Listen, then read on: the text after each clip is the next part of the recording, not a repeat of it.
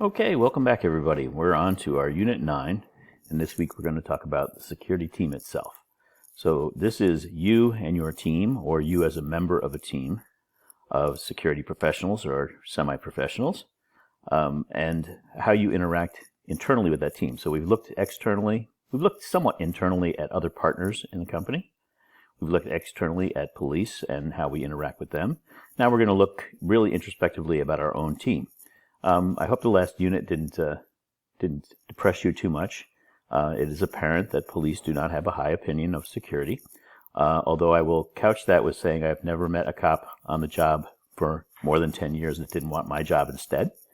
And so I think there is a transition point at some point where people normally join law enforcement very early in their life, and they determine that maybe they should have went a different path. So for those of you who are corporate security majors, take heart in that although the police may not seem to appreciate what you do, they certainly want to do it at some point. So let's go on and start talking about the security team itself and our introspective look at what we're going to do. So this week we're going to take a look at the components of a security team, the different roles and responsibilities, the people that make it up, and what each one of them do. And we're going to look at a mid to larger size organization. Obviously, if you're in a very small organization, there may be only one security person. You may not have any guards at all. You may not have any administration at all. It could just be you. You could be someone who just has other functions, is the HR manager, engineering manager, production manager, who also has security responsibilities. But in this case, we're going to look at a mid to large size organization so we can get a feel for the different roles and responsibilities. We're going to talk a little bit about the impact of mission and size.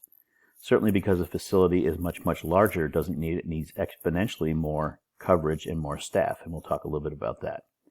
The composition of proprietary versus contracted and hybrid models of security organizations is a quite interesting discussion. Everybody we talk to at first will always say they want a proprietary model, and we'll talk about that in this unit. But as you start to look at the advantages of using some of the other models, I think it tends to change your mind, especially in a professional setting. And one of the big things is that liability shifting that we'll define, and you can see where that can be your friend. So if you've never heard the term straw man before, it is simply an example, right? When you go into a meeting with somebody and you want to give them some general information, then have a discussion about it, you bring in a straw man, right? My straw man model for my security team has a manager or security leader, shift leaders, guards, an administration function, system support, and non-security partners. Now, by non-security partners, I'm not talking about our ESRM partners necessarily, but some of the functions that they provide that you can kind of glom on, if you will. So this strawman security team is not every security team looks like this. There are all kinds of models of security teams, but this one is fairly common in that, again, mid to larger size company at a mid to larger size location. You would normally have this type of a setup. So this is what we're going to use for our strawman team, the one we're going to talk about, just our example team, right? Doesn't really exist, but this is what we're going to talk about.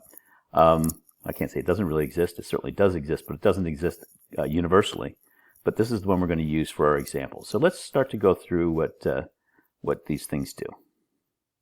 So you have your manager. The manager could be called a manager. They could be called a director. They could be called a chief security officer, a vice president, depending on the size and scope of the organization. But they are the focal point for at least their location. And they set the vision, goals, and strategies, tactics to get there, right? They determine what the organization is going to do. So a vision might be that you want to be a security organization that is very customer-centric, right? So you're going to set a vision for really highly trained reception posts, right? Security guards at reception posts that are really highly trained and very customer-centric. Or your vision may be that you have a particular facility that has very high volume and very high value resources that may have a public health issue, perhaps a vaccine plant, someplace that has nuclear weapons, right? I mean, that's going to have a different vision. Then you're not as concerned about, although you want everybody to be treated nicely, you're not as concerned about treating your potential visitors like they're kings and queens. You want to know what they're doing there. So your vision and goals and strategies all are set by that manager, what the organization is going to look like and how it's going to function. They're the senior budget manager, right? So they take care of the budget.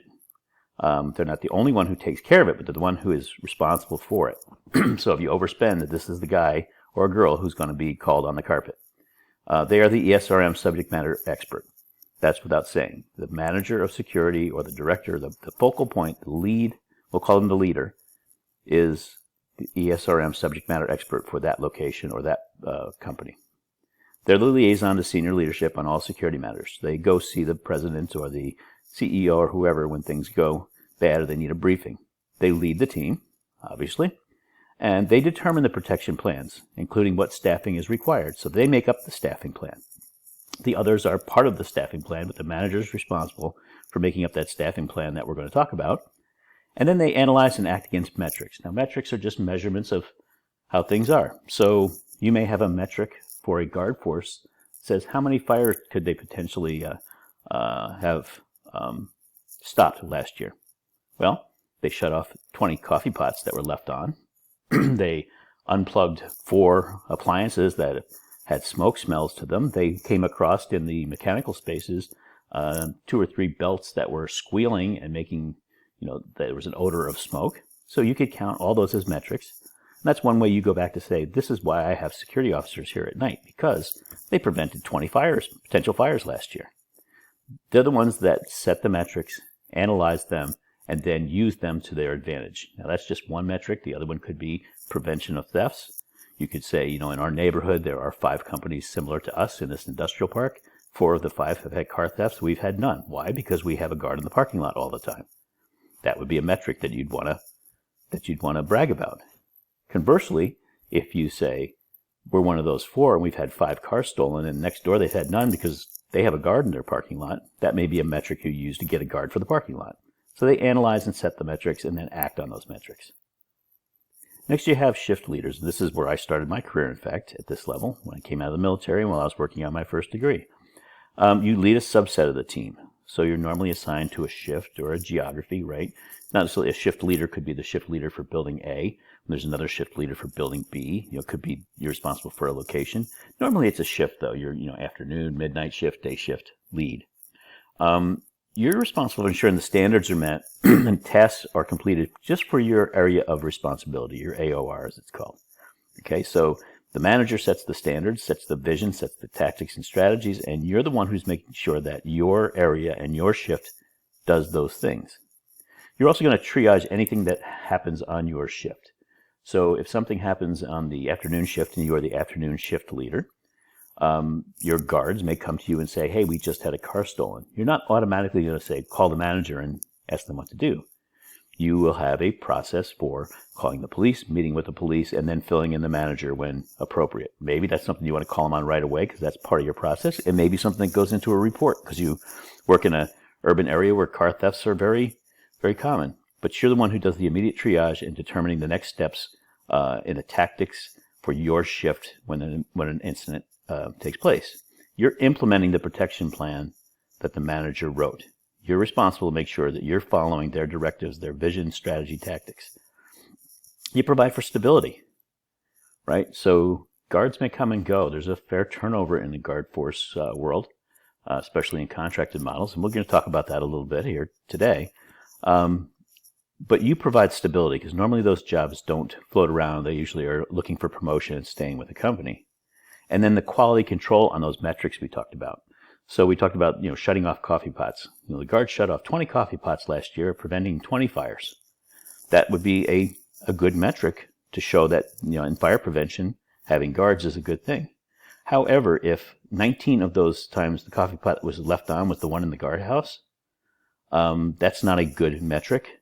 That is something that they're responsible for anyway. So you would say, no, we don't count our own misdeeds in our quality control metrics necessarily. We also make sure that just because a belt is squealing on something doesn't mean it's going to catch fire.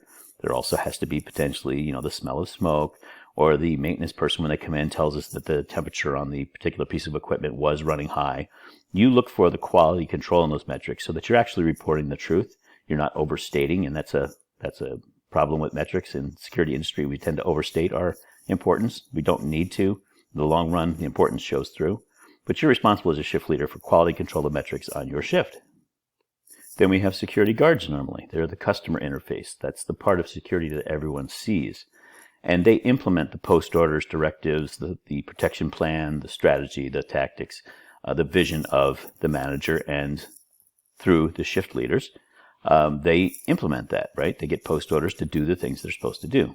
Generally, a guard is there to observe and report, okay? You don't want your guards getting into fistfights, rolling around on the ground. That's not what they're there for. They're there to observe things and report things and have a process to do so. They populate the metrics. So in other words, on our coffee pot, they would be the ones that would shut off the coffee pot and then report it in their daily report or some other mechanism that we capture that metric. They respond. They get dispatched to things and they respond.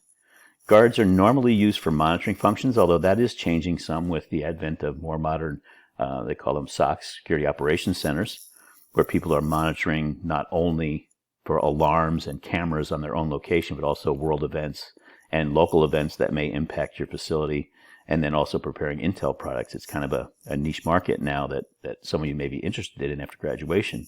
But generally, guards will monitor alarms in some way and monitor cameras in some way. Then they have other tasks as assigned, and we'll have a unit actually on business enablement where you'll see where guards can actually do other things outside of the security realm that don't take their eye off their original job, but add value to the organization and thus embed them in the organization and make it harder for somebody to have you reduce your number of guards to cut budget later. So those other tasks as assigned can be very important, and again, in future weeks we have a unit just on that.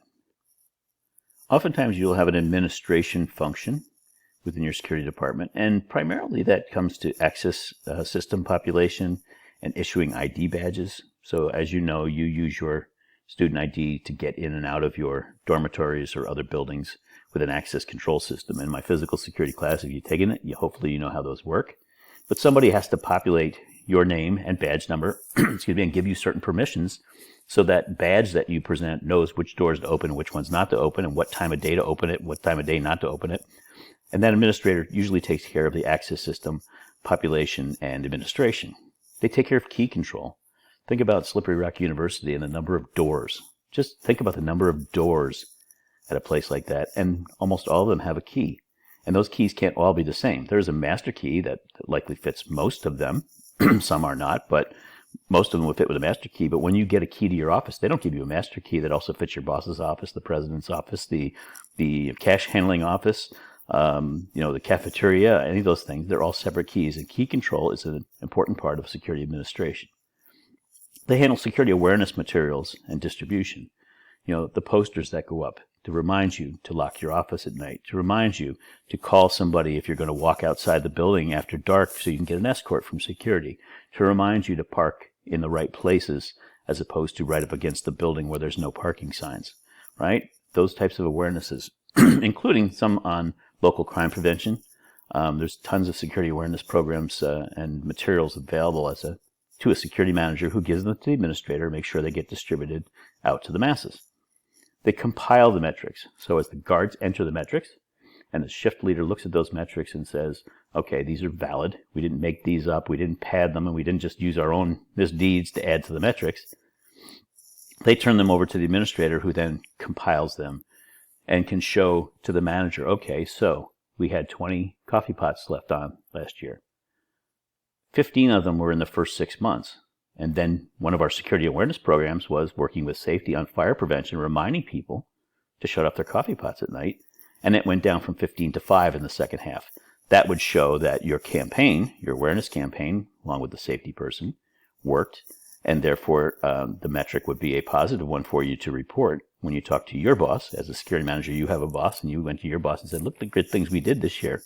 We worked with safety. We reduced the potential for fire by a considerable amount in the second half, and we're just going to keep on that so that we can keep that happening. A lot of times this is the administrative assistant to the security department, simply as a matter of function and a matter of keeping costs down, but not always.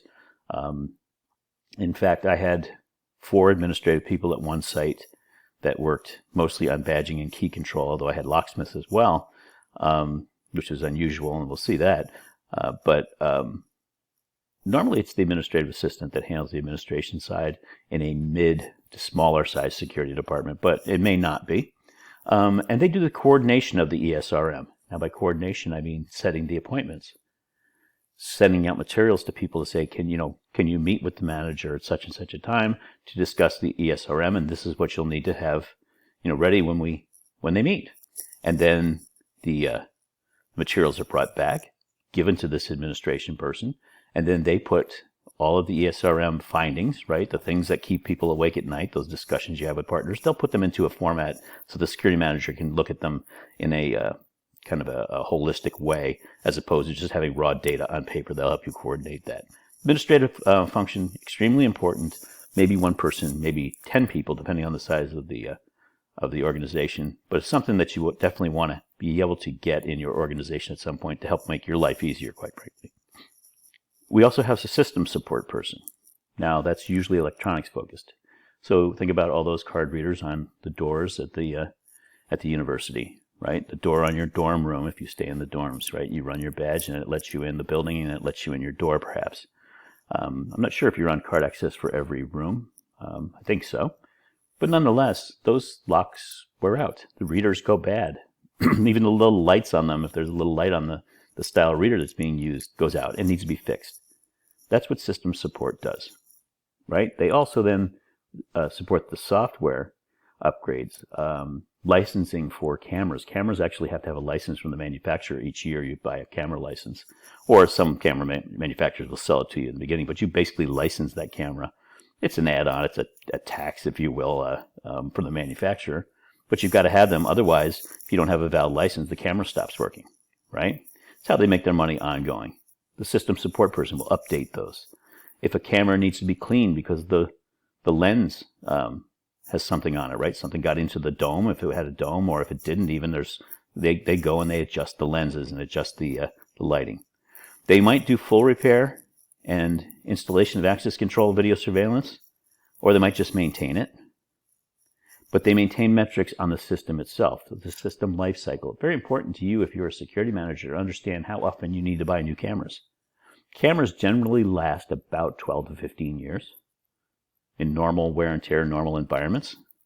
That's the life cycle that most manufacturers will quote to you. However, the warranty on them is only 5 years. Do you always want to have your system under warranty? Perhaps, depending on where you are, how hard it is to have somebody work on them. So you want to know what the life cycle is and the repairs, and they maintain those metrics and those records. They ensure the systems have high integrity through those scheduled maintenance programs, right? If you don't occasionally go and clean and adjust your cameras, you will have bad pictures, bad view. Something will happen, and you pull it up, and you've just got this blur. So they make sure that the systems are maintained on a regular basis. This might be a shared resource with another department, too.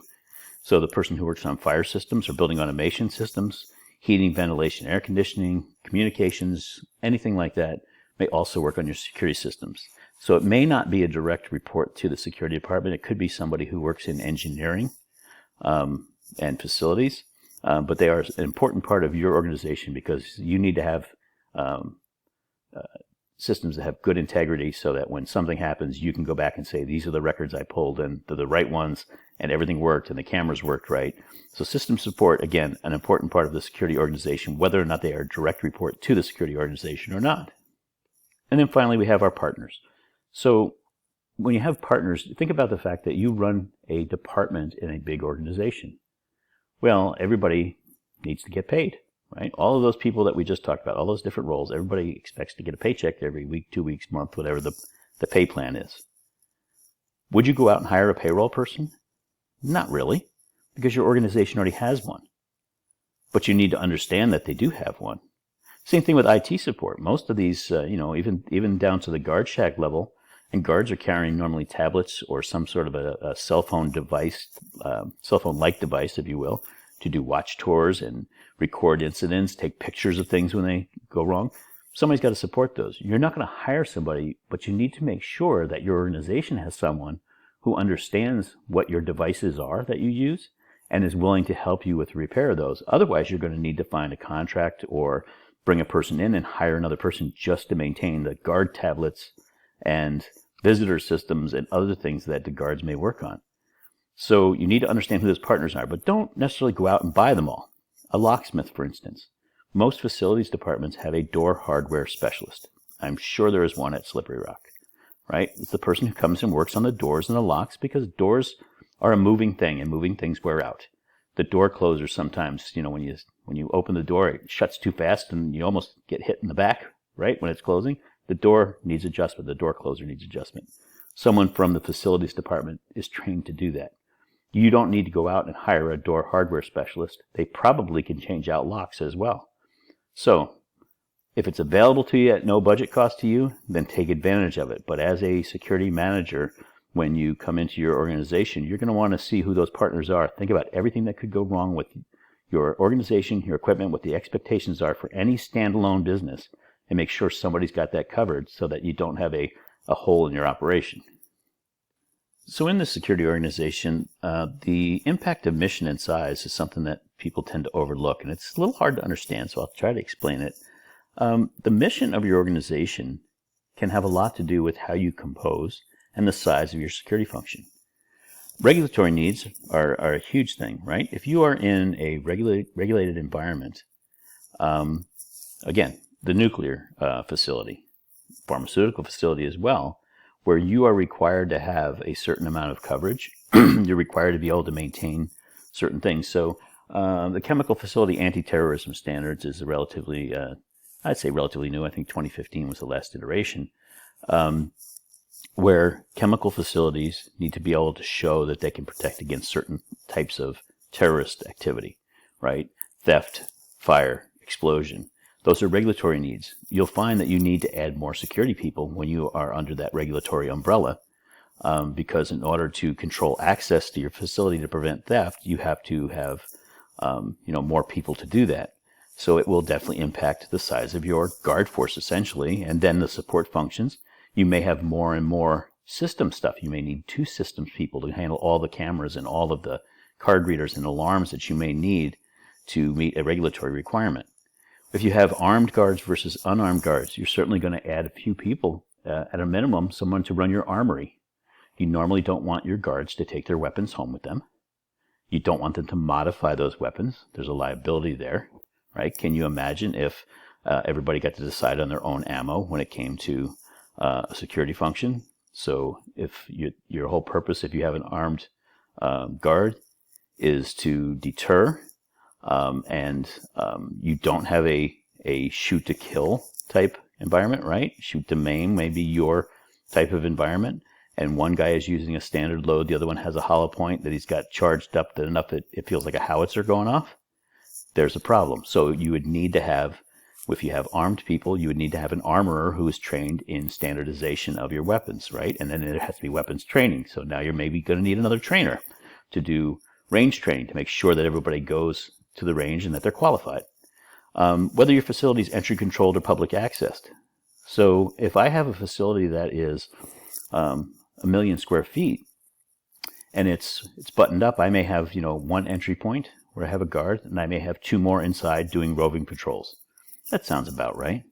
But if that happens to be a mall and it's a Saturday afternoon or a Friday night or Saturday night, I'm going to want to have more than 3 people. I won't need anybody for access control, right? Because the people can come and go as they please. But I'm going to need at least 1 in the parking lot for safety.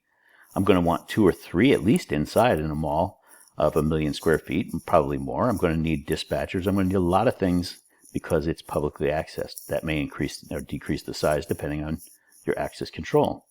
And then your core business focus. Again, are you a warehouse where that 1 million square feet is filled with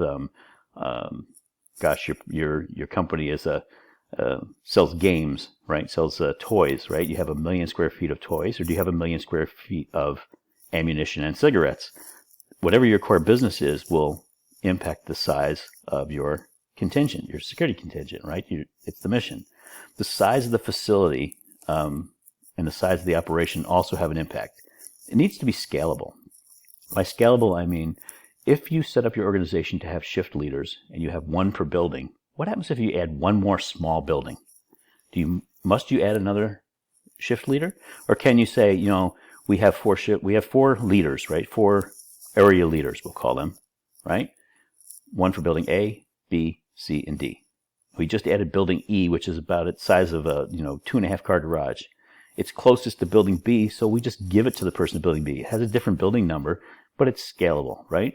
once you get to the point of, okay, now we've added buildings G and H and big, now you're adding more of those mid-level supervisors, if you will, right? Those shift leaders, as we're calling them.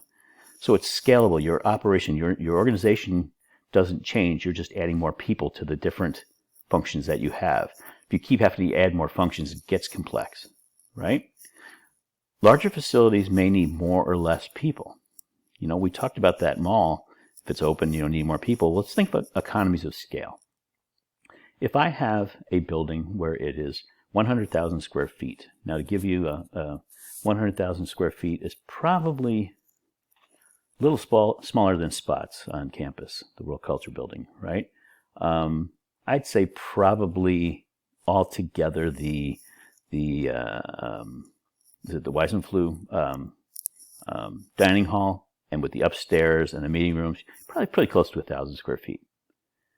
You may need 1 or 2 people there at night, right? So you have 2 people. If that building were twice its size, would you need 4? If it were 3 times its size, would you need 6?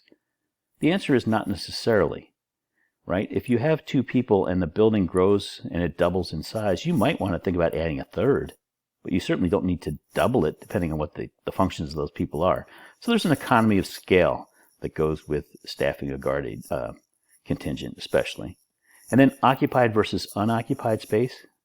Unoccupied space is more manpower intensive. I want you to remember that. When someone says, you know, you need to set up a security organization for a building, and by the way, there's another building being built behind it, it's not occupied yet, it won't be for about another 6 months.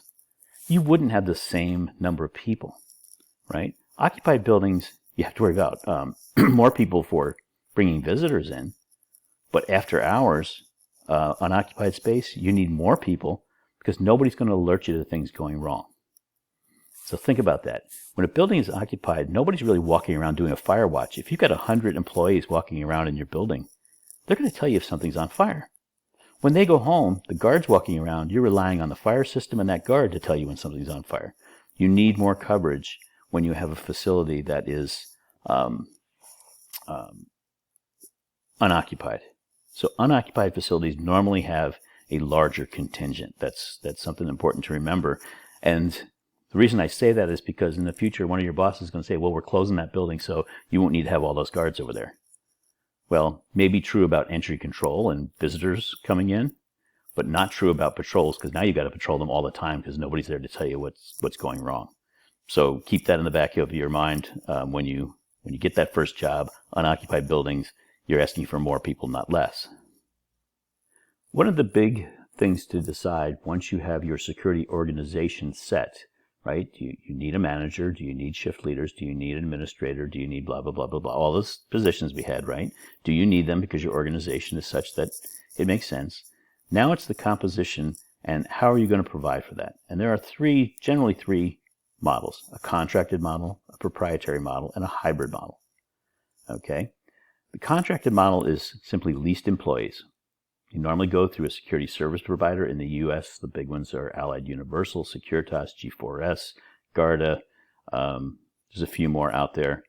There's a lot of, we call them mom and pops in the industry, right? Your local security provider that may be local to a county or even just a state or a few states. But these are where you get contracted, normally guards, but just about anything can be contracted. Fully leased contracted employees. None of them are employees of the place they're protecting. Now, the proprietary model is just the opposite. They're all in-house employees directly hired by the company and the facility they're protecting. It is very uncommon, actually, in the U.S. now to have a proprietary model. It requires more people because you have to provide the trainers, the equipment. You have to lead them completely, right? Nobody's going to handle anything for you. In a contracted model, you'll see that they provide some of the training and those things. But in a proprietary model, you have to provide all that. And then there's a hybrid model. In a larger setting, normally you have some people who are in-house employees, and you supplement with contracted employees. It can be inverted. Normally people think, well, the chief security officer and the manager are going to be employees, and maybe the shift leaders, then they're going to contract the guards. That may or may not be true. Sometimes it's the other way around. And there's a reason for that. So it can be inverted where the more skilled positions are contracted and the less skills are proprietary. But co-employment can be an issue with that, and we'll talk about co-employment, and I think you'll find that discussion quite interesting. So the big decision point, in my opinion, for why you go either contracted, proprietary, or hybrid is in liability shifting. Liability shifting essentially means who holds the most exposure if there's an event or of error. Let's go with that armed guard. An armed guard goes on a patrol, sees someone down the end of a dark hallway. It's not supposed to be there. They say, stop. The person doesn't stop. They say, stop where you are. They say, stop or I'll shoot. And they shoot that person. They go down, they turn the light on, they find the one deaf employee who didn't hear them and didn't see them in the dark hallway. That would be a very bad error. It'd be a use of force error, right? But there could be a discrimination issue even in that, right? But your guards could make an error in discrimination against someone they just don't care to let in. You know, your guard at the front desk could be a racist, and someone comes up with color that wants to come into the facility, and they say, you know what, I don't get a good feeling about this guy, and I'm not going to let him in. That could be a discrimination complaint, obviously. There could be delinquent hiring and wrongful termination issues with liability. So if the employee is mine and I hired them and I find out that they have a long history of being a rapist and it's known, they've served time for that, I hired them and they raped somebody on the job, I have an extreme liability. But maybe I've shifted that to somebody else if they've actually hired them and they work for another company who I've asked to send me certification. Everybody they place is clear of felonies, right? Then there's failure to perform.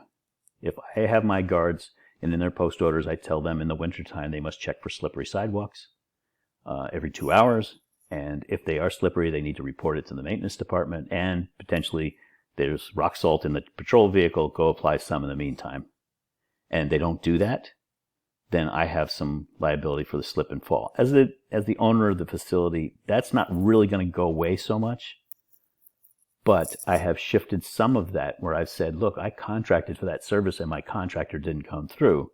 I've shifted some of that liability to that contractor. So liability shifting is a huge issue when it comes to deciding whether or not, it's very easy, and I've asked students this in the past, very easy to say, well, if I set up my organization, I only want proprietary people. Well, if you do, you take on all the liability as well, so it's a trade-off. So let's look at each one of those models, those three models in depth.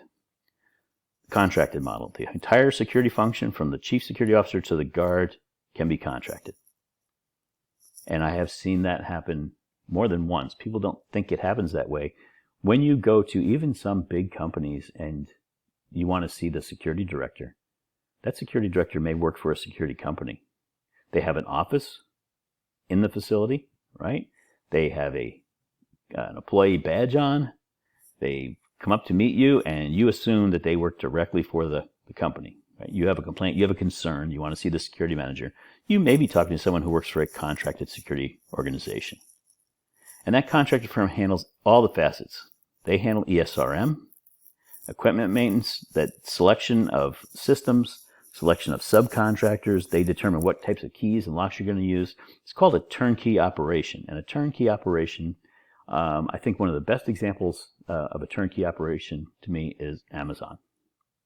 When you go order something from Amazon, and so let's just say you order a new pair of shoes, you don't have to go and figure out how those shoes are going to get to you. Now, Amazon just recently has switched to their own trucks, and you'll see the Amazon Blue trucks out there on the road, but for the most part, Amazon delivers their things through the U.S. Postal Service, UPS, or some sort of contracted delivery firms, DHL, FedEx, right? When you order something from Amazon, it's not always an Amazon truck that shows up. But did you have to pick which one? Did you have to determine how much that costs? Did you have to decide when it was going to be delivered? All of that's decided for you. It's a turnkey. You just say, I want to buy those shoes. Amazon, here's $50. Send my shoes. And miraculously 2 days later, Boom, there's your shoes on the front step and a picture on your cell phone of it sitting there to say it's been delivered, and everything's right with the world. You only had to pick the shoes and push a couple buttons. That's a turnkey operation. You didn't have to worry about the shipping. Did you have to worry about paying the tax on those? You paid the tax to Amazon, but the tax goes to your state as a sales tax, perhaps? Did you have to worry about saying, okay, well, Amazon, I'm spending $50 on the shoes, and I know the tax in my state is 6%, so that's $3. So I'll send you the 50, and then I'll write a check to the state and mail that off too. No, Amazon took care of that for you. They charged the sales tax, and they sent it off to the state on your behalf, right? Something you bought. They paid the tax. You paid it, but they paid it for you as far as the administration. Did you have to tell them to put it in a box? They put it in a box. Everything was turnkey, done for you.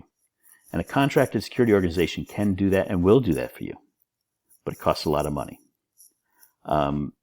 A fully turnkey operation can be as expensive or more expensive, but it allows a company to just concentrate on their core business. So if my core business is the manufacture of toys, I can contract out my entire security organization and I can concentrate on making the best toys.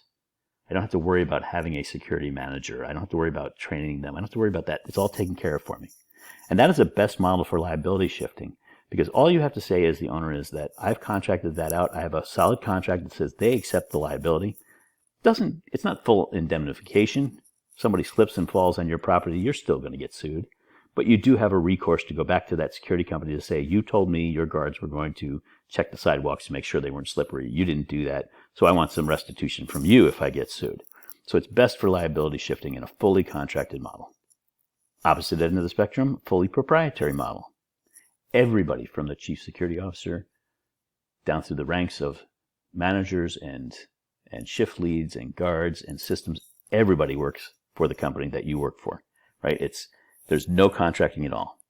Now, the security manager and their reports are responsible for buying uniforms, buying the equipment, training, making sure that's delivered and on time, the insurance and liability insurance of security officers. There's licensing required, and you have to make sure that everybody is fully licensed and have copies of those licenses available. You have to make sure they have physical clearances to do the job. I mean, all of that falls back to you in a proprietary model. Now, generally, and there's a lot of studies on loyalty and satisfaction, proprietary guards tend to be happier and more satisfied with their job because they tend to get paid more. They tend to have very long tenure. They stick around. They get the job and they stick around. Contracted model has a pretty high turnover rate. In fact, I believe it's 150% per year on average, where you're constantly turning over security guards. It's just the way.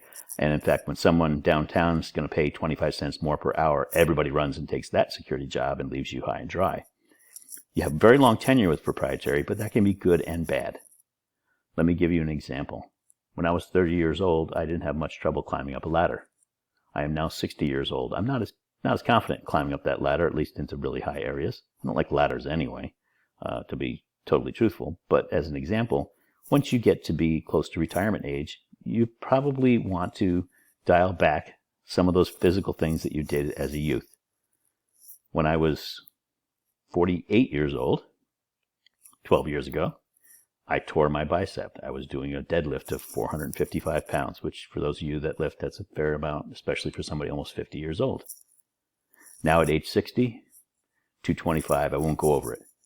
Because if you see me in a short sleeve shirt, you'll see a major scar down my left, inside of my left elbow, to remind me that when you're older, you don't do stupid stuff, right?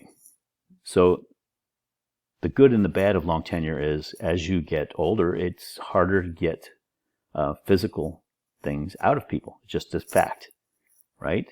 And as a security guard, there are certain things you may need to do. You may need to climb ladders to go up onto a roof or down into a pit in a manufacturing area, because sometimes there are pumps and things that are down lower by gravity feed, right? So that's just one example. Climbing stairs even. You can't say to somebody, you're too old for this job. That is illegal to do that. So if a security guard wants to work until they're 70, you're going to have a real burden to say that they are not physically able to do the job if they have trouble climbing stairs. You may need to make accommodations, okay? So long tenure sometimes is a bad thing, often good because of the loyalty factor. There is significant support you have to have for a proprietary model, though. You've got to have a trainer. You've got to keep all records. You've got to make sure that everybody's background check is redone every so often. Whereas with a contracted model, the contractor does that for you. All liability goes to you. It is the worst for liability shifting. No matter what happens, if they are your employees, you are responsible for them and their actions while they're in the workplace, unless they really step outside the confines of the job. There are laws that say if they go out and murder somebody, and murdering somebody is not part of their job description, then perhaps you don't have liability. But in the case of the guard who shot the deaf person, therein lies some serious liability. Because they should have known to go turn on the light first, or they should have known that if the person wasn't really pointing a weapon back at them, why did they shoot in the first place? That liability doesn't get shifted now, it stays with you. And for both of those other models, the hybrid model I think offers you a pretty good compromise, and it is a compromise. Generally, your more skilled people are proprietary in an organization and less skilled contracted. Excepting for system support, and that's important to know, because system support requires a fair amount of training. You have to understand the electronics and the software, and you're just constantly in retraining on those things, because as anybody who's even remotely familiar with technology will tell you, it changes every day. And so a system support person needs to be constantly updating themselves on their skill set. So even though the system support may fall below the shift leaders and the manager, they generally are somebody that you don't want to have in-house no matter what, because you have to constantly be training them. But generally, your manager and your shift leaders in a hybrid model in a large organization is the way are proprietary, and then guards, administrators, and others are contracted. Sometimes you can tout a hybrid model as being a cost-saving thing. Look, we're not, spending our money on guards, right? Less. I don't want to say less important, because that's not at all the case, but less skilled labor, quite frankly, is cheaper if you contract it. But it's not always meaningful impact. Okay. There's this misnomer that, well, we contract out our guards because we're saving big money. Frankly, it's about a wash what you pay for a proprietary guard versus a contract guard. I think the savings come in because there's such a turnover in the contractor that you don't worry about the raises as often, right? When somebody sticks around for a while, they get an annual raise, and they may come into profit sharing or a stock program or something along that line, whereas that doesn't happen with the contracted. So that's where the savings come. The cost per hour is almost the same in almost every case. There's a mixed loyalty in a hybrid model. Okay, the contracted guards normally come in with the idea that they will eventually aspire to one of those in-house roles. So if you have in-house manager, in-house shift leaders, and contracted guards, just about every one of those guards comes in with the idea that at some point I'll get promoted and I'll be hired directly by the company, and I'll be able to enjoy the same benefits and higher pay normally associated with those people who work directly for the company. But when there's no clear path to that transition, which you really shouldn't make anyway, then that loyalty tends to wane. And there are definitely co-employment issues that we need to talk about. So what is co-employment? When contracted employees are so assimilated into a company, when they have become so much like an employee, the law says that they may have some claim to the same rights, treatment, money, and benefits as a regular employee. And it's been court tested with some mixed results, quite frankly. Microsoft hired people in as contracted coders back 20, 30 years ago, right? When they were really in their infancy, they were really in their growth mode. They didn't hire in-house programmers. They hired freelancers and contractors. In fact, we see this with Uber right now. Uber and Lyft going through, constantly the challenge to whether or not their people are contractors or employees, right? They are so integral to the business, and they stay for so long, and they get a check made out to them from the company that they say, wait a minute, I'm entitled to the same benefits as the people who work in your headquarters. The Microsoft case, though, involved independent contractors as opposed to ones that work for like a contracted guard company. But it's still a valuable lesson for talking about how you construct a contract, right? To make sure that every person that comes in under contract acknowledges that employment relationship. You should make sure that any contractor you use provides you a copy of a statement from everybody they assign to your facility that says, I am a contractor. I understand I don't work for ABC company, toy company. I am a contractor of XYZ security company, and I am entitled to their benefits, pay, and allowances, and not to those of ABC Toy. You also need to make sure you keep a level of separation. It is not unusual at all when you are a shift leader to have guards come to you and ask you for a raise, or ask you to change their schedule because they have something going on and they want you to do that. Your shift leader should not be doing guard scheduling and should not be involved at all in guard pay. The reason is the more you get involved with someone else's employee, the more liability you take on for that employee. If your whole idea is shifting liability, then you really negate that by getting overly involved with that contracted employee. So you need, as an employee of the company, if you're the security manager or shift leader who is an employee of ABC Toy, you need to make sure that the XYZ security folks, you can certainly be friends with them. You're going to work with them on a daily basis. They will become side-by-side partners with you in the security effort. But you also need to understand that you can't get involved in their pay, their vacations, their scheduling.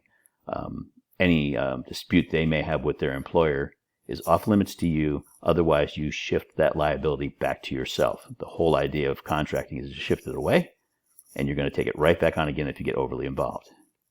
So that is where we are this week. I hope that you took to heart some of the information about how to set up a security organization.